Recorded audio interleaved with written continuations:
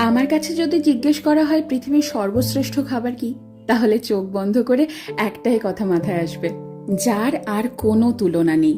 আমরা মধ্যমগ্রাম বাজার গিয়ে একেবারে বর্ষার ইলিশ কিনে এনেছি।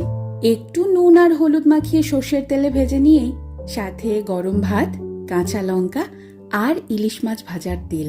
সত্যি কথা বলো, বাঙালির কি আর কিছু লাগে? এই দিয়ে তো পুরো প্লেট খালি। আমার মা যেহেতু স্কুল শিক্ষিকা, তাই অনেক সময় এমন হয়েছে ঘটা করে রান্না করার সময়ই পাইনি। আর সে সময় যদি বাড়িতে ইলিশ মাছ থাকতো, তাহলে এই ইলিশ মাছ ভাজা দিয়ে কত তৃপ্তি করে খেয়ে উঠেছি সবাই। আমার এই বাড়িতে বাবা মা এসেছে, আর সেই তৃপ্তি করে খাওয়ানোর সুযোগটা এবার আমি পেয়েছি। আমার খাদ্য রসিক বাবা গরম গরম ভাত আর ইলিশ মাছ ভাজা নিয়ে বসে পড়েছে। দেখো কত মজা করে খাচ্ছে, দেখেও যেন তৃপ্তি আসছে আমার।